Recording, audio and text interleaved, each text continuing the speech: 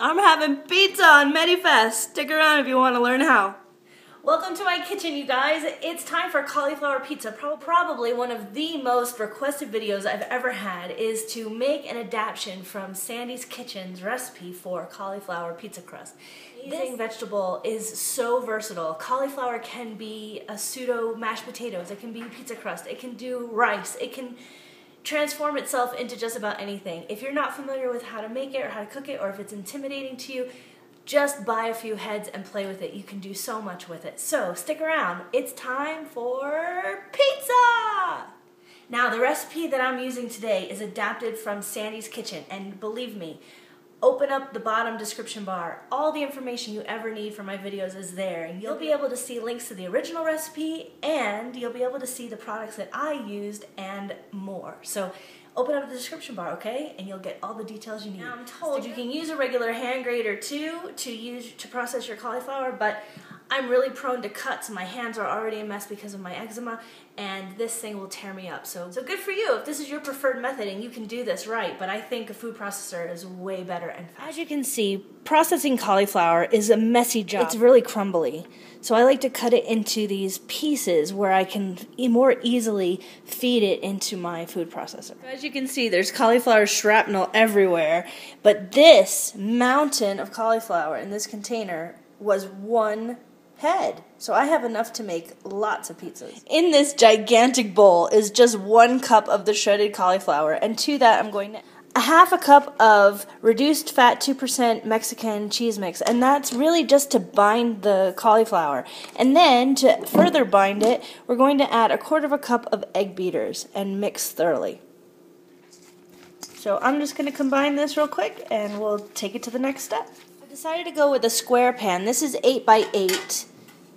And I've already put some parchment paper in this one, ready to go for the filling. My crust mixture is in my little pan, and I'm just going to smooth it out as thinly as I can. Didn't touch the edges, but that's okay. It's a square, and it's going to go in the oven here at 425 for about 25 minutes or so. Here it is. So this is just halfway baked. We're going to flip this over and bake it on the other side.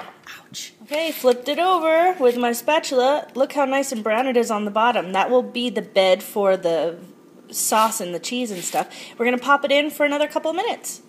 I think it's ready. Let's pull the crust out of the oven. Oh yeah, it's ready. It's ready. It looks great. This amazing crust cools off for a little bit. I'm going to show you my ingredients for my toppings. The sauce I'm using is actually from a local restaurant in Albuquerque called Luigi's, and this pretty much fits the bill. I usually like to use either the Trader Joe's sauce or the Hunt's No Sugar Added, but if you pause right here, you'll be able to read the information. And I'm not using a full serving here, so the carb count for me is perfect. This bowl is 1/4 cup of shredded 2% mozzarella cheese. Using 5 button mushroom slices just for pretty. This is 1/4 cup of diced green bell pepper. And here's the sauce. I've measured out 1/4 cup, which is 2 ounces, which is a shot. This is a small little pitcher, and I don't even think I'll be using all of this. What do you say? Are you ready to get this show on the road? The sauce.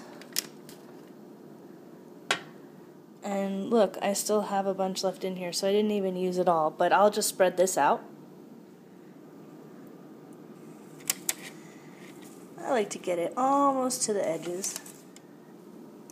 Time to sprinkle some cheese. Yum. Actually, I'm not a huge fan of cheese unless it's melted, so pizza fits the bill for me. Time for the bell peppers. And you can use any toppings you want. Just count them however is appropriate to you. Remember, in the description bar is Sandy's actual recipe.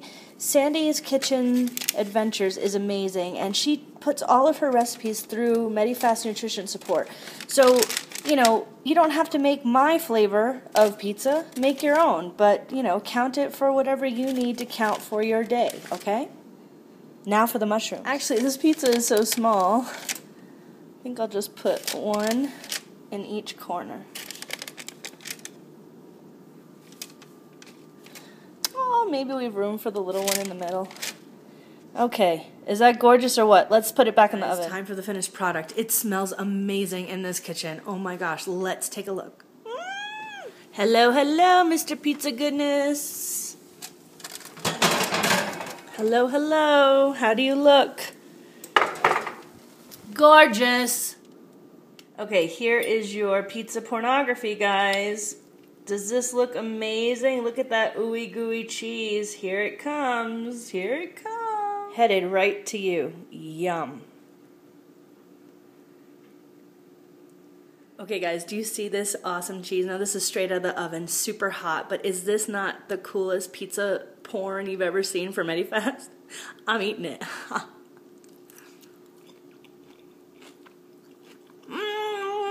You guys. Okay, let's keep it real. There is a slight eggy texture, slight eggy flavor, but don't let that put you off because the toppings make it divine. This is awesome, you guys. Awesome. Awesome. I'm having pizza, and when this cools off, I'm going to be able to pick it up and eat it like a normal Italian. Ha! So, mangia, mangia, mangia. Go make the pizza. All the ingredients for Sandy's kitchen adventure recipe are down below. Be sure to open it up and use that as your guideline. You know, everything gets tweaked, and you have to, you know, create your own recipe accordingly. Double your batch if you're going to make it for 2 people. Quadruple your batch if you're going to make it for 4 people. That cauliflower is so versatile. It's amazing. So, I'm going to eat the rest of my pizza. It's so good. You have a wonderful day. Go drink some water, and I will see you very soon with some more Lean and Green videos and some fun adventures. See you guys soon, and take care. Go drink your water.